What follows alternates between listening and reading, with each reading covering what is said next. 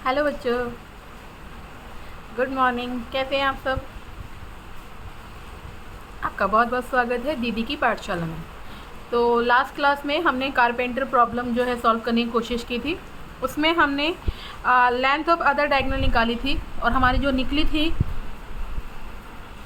The length of other diagonals, वो कितनी निकली थी? 8 सेंटीमीटर निकली थी। अच्छा, ये जो है कुछ बच्चे कह रहे थे दीदी RHS क्यों लिखा है बुक के अंदर, तो साइड एंगल साइड लिखा है।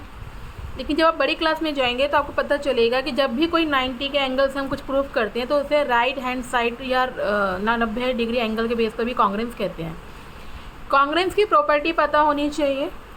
कॉन्ग्रेंस कैसे करते हैं 7th क्लास में हमने सीखा है, फिर भी अगर आपको पता नहीं है तो मैं याद दिला दूँगी कि हम किस तरीके से कॉन्ग्रेंस की प्रॉपर्टीज़ को करते हैं, है ना। तो आज हम 3 चीज़ें करने वाले हैं। एक तो हम रेक्टेंगल की प्रॉपर्टीज़ करेंगे, देखो मैंने पहले ही लिख के रखी हैं, बस समझाना है। एक हम स्क्वायर की प्रॉपर्टीज़ करेंगे और फिर साथ में सीखेंगे सीक्वेंस, कि हम कॉन्ग्रेंस कैसे करते हैं, ये कॉन्ग्रेंस प्रॉपर्टी कैसे वर्क करती है ना। तो चलिए शुरू करते हैं वीडियो को। सबसे पहले बात करते हैं प्रॉपर्टीज़। तो प्रॉपर्टीज़ में मैं सबसे पहले आपको बताऊंगी रेक्टेंगल की प्रॉपर्टीज़। रेक्टेंगल की प्रॉपर्टीज़ ये देखो, ये लिखा हुआ है, इसको अच्छे से आप स्क्रीनशॉट ले लेना और बाद में अपनी कॉपी में लिख लेना। कई बार क्या होता है, हम जिस टाइम पढ़ते हैं उस टाइम याद रह जाता है, लेकिन जैसे ही हम आगे बढ़ते हैं या 1 महीना 15 दिन हो जाते हैं तो हम उस चीज़ को भूल जाते हैं।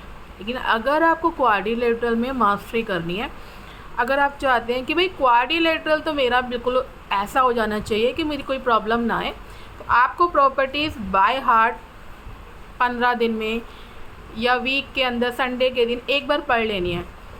मैंने कैसे याद की थी, मैंने एक प्लेन कागज़ लिया था, उस पर सारी प्रॉपर्टीज़ लिखकर अपनी जहाँ भी पढ़ती थी वहाँ उस वॉल पर लगा ली थी। तो जब भी मैं सोती थी या जब भी मैं पढ़ने बैठती थी या मेरा मन नहीं करता था स्टडी करने का, तो मैं वॉल पर पढ़ी हुई लिखी हुई चीज़ों को पढ़ती रहती थी। ये ह्यूमन हैबिट है कि जब हम बोर होते हैं, हम कुछ भी देखते हैं दीवार पे, तो हम उसे पढ़ना शुरू कर देते हैं। तो इस तरीके से वो मुझे याद रहती थी। ये मेरा आइडिया है, बाकी आप चाहें तो अपने आइडिया भी यूज़ कर सकते हैं। चलिए शुरू करते हैं। दिख रहा होगा फिगर में, ये रेक्टेंगल है, इसमें लिखा है all angle of rectangle are 90 degree. वो क्या कह रहा है कि जितने भी रेक्टेंगल होते हैं उसके ये जो चारों कोने हैं ये सारे 90 के हैं। मतलब ये भी 90 का होगा, ये भी 90 का होगा, ये भी 90 का होगा, ये भी 90 का। तो all sum of interior angle कितना हो गया? अगर मैं इंटीरियर एंगल की बात करूं रेक्टेंगल के, तो कितना हो गया? 360। अब हमें एक चीज़ पता चल गई, क्वाड्रिलेटरल जो होता है उसके इंटीरियर एंगल का सम कितना होता है? 360। और एक मज़े की बात बताऊं, एक्सटीरियर एंगल का भी सम 360 ही होता है। तो याद करने वाली कोई ख़ास बात नहीं है, लेकिन दिमाग में रखना कि जो क्वाड्रिलेटरल होता है उसके इंटीरियर हो या एक्सटीरियर हो, उनका जो एंगल का सम होता है ऑल एंगल का, वो 360 होता है। क्लियर है? चलो, एक हमें पता चला कि जो रेक्टेंगल होते हैं उनके चारों कोने जो होते हैं 90-90 के होते हैं और उनका जो सम होता है वो 360 होता है। ठीक है। दूसरा, जो अपोजिट साइड्स होती हैं रेक्टेंगल की, क्या बोला? Opposite sides. अब अपोजिट साइड क्या होती हैं? जैसे AB के सामने क्या है? DC, तो ये इसकी अपोजिट हो गई। इस AD के सामने क्या है? BC, तो ये इसकी अपोजिट हो गई।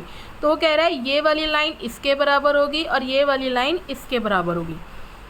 जो अपोजिट साइड्स होती हैं रेक्टेंगल की वो इक्वल होती हैं और पैरेलल होती हैं। पैरेलल का मतलब होता है कि ये दोनों कभी भी आगे जाके नहीं मिलेंगी, ये सीधी सीधी जाएंगी और इनके बीच की जो दूरी है वो इक्वल रहेगी।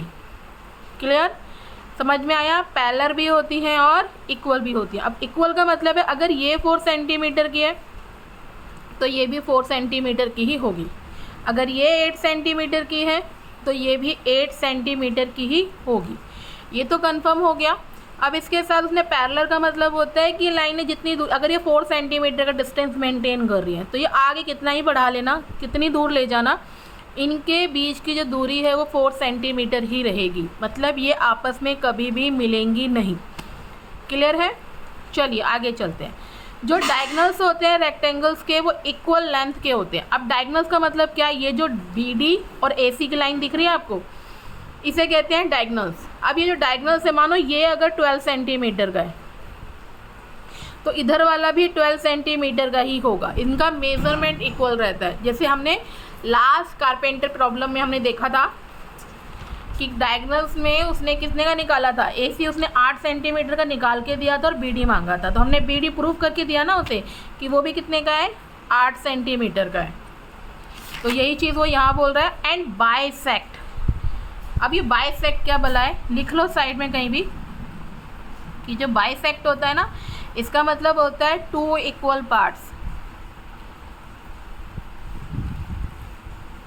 2 इक्वल पार्ट्स का मतलब ये है कि अगर मैं इसको नाम दे दूँ O, तो यहाँ से AO जितना रहेगा उतना ही OC रहेगा। यानी टोटल अगर ये 12 है तो ये यहाँ से ये 6 सेंटीमीटर है और यहाँ से ये भी 6 सेंटीमीटर है, ये भी यहाँ से 6 सेंटीमीटर है और यहाँ से ये भी 6 सेंटीमीटर है। मतलब इसको ये किस पार्ट में कैसे बांटेगा, इक्वल लेंथ में, और बाइसेक्ट करता है, बाइसेक्ट मतलब इक्वल पार्ट्स में डिवाइड करेगा। प्रॉपर्टीज समझ में आई, एक बार रिपीट कर लेते हैं। रेक्टेंगल के सारे एंगल 90 90 90 के होते हैं और इनका सम 360 होता है। हमने एक चीज़ सीखी, अपोजिट साइड्स, AD बराबर है BC और DC बराबर है AB। और क्या सीखा, जो डायगनल है AC किसके बराबर होगा, BD के बराबर होगा या DB के बराबर होगा। और क्या सीखा, जो इसके डायगनल्स हैं उनकी लेंथ तो बराबर होती है, साथ में वो इक्वल पार्ट में डिवाइड करते हैं। यानी AO बराबर होगा OC, OD बराबर होगा OB। ये अभी हम आगे यूज़ करने वाले हैं, कैसे यूज़ करेंगे आगे बताती हूँ। अब आ जाते हैं एंगल्स ऑफ रेक्टेंगल के, ठीक है। चलिए एक रेक्टेंगल यहाँ बना लेते हैं, थोड़ा सा याद रहेगा, है ना। मेरे ना एंगल बड़े गंदे बनते हैं, लाइन सीधी डलती ही नहीं है, इसके लिए स्कूल में भी डांट खाती थी। चलो ये है आपका एक रेक्टेंगल, इसके अंदर उसने क्या बोला कि जो एंगल्स कैसे काम करते हैं। सपोज़ करो ये 2 डायगनल्स हैं AC और BD और ये पॉइंट है O, इस पे काट रहे हैं। तो अगर ये वाला एंगल 60 का है तो इसके सामने वाला ये भी कितने का होगा, 60 का। क्यों होगा बेटा, देखो वर्टिकली अपोजिट, याद आ रहा है, वर्टिकली अपोजिट एंगल है।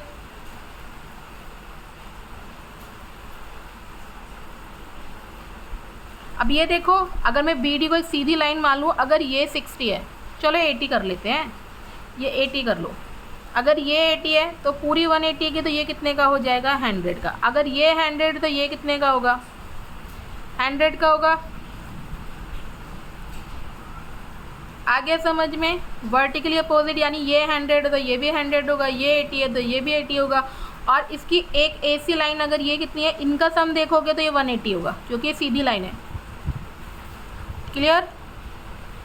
अगर मैंने नाम दे दूँ एंगल 1 एंगल 2, तो मैं कहूँगी angle 1 plus angle 2 equal to कितना होगा, 180 होगा। अब देखो तो ये 3 ट्राइंगल भी बन रहे हैं और हमने पढ़ा है ट्राइंगल का सम कितना होता है, 180 होता है। अगर ये 100 है तो ये दोनों 50-50 के होने चाहिए। तो यहाँ से हमें क्या पता चला कि ये पूरा 90 का जरूर हो सकता है, लेकिन ये कंफर्म नहीं है कि दोनों इक्वल पार्ट्स में होंगे। अगर ये 100 का है तो ये 50-50 के ही होंगे। आ रही है ना बात समझ में। मतलब रेक्टेंगल का ये बात तो पार्ट तो इक्वल है कि ये 90 का ही होगा, लेकिन जब डायगोनल इसे काटेंगे तो ये कंफर्म नहीं है कि ये दोनों पार्ट, दोनों एंगल इधर वाले बराबर इक्वल होंगे। मैं ये कहना चाह रही हूँ कि जब मान लो ये एक 90 का है और मैंने इसमें एक एडजेसेंट लाइन बनाई, तो ये कंफर्म नहीं है कि ये टोटल तो 90 रहेगा, बट ये वाला और ये वाला दोनों सेम रहेंगे, इक्वल रहेंगे, ये कंफर्म नहीं होता है ना। जैसे मैंने बोला ट्राइंगल DOC, अब ट्राइंगल DOC दिख रहा है, DOC। अब इसमें 3 एंगल हैं, देखो O वाला तो कंफर्म है, जो एंगल O है, सिंपल करके दिखा रही हूँ शॉर्टकट में ताकि आपको एंगल समझ में आ जाए कि ये जो DOC है ये तो 180 का होगा, कंफर्म है, क्योंकि जो सम होता है ट्राइंगल का वो 180 होता है, लेकिन एंगल हो तो 100 है।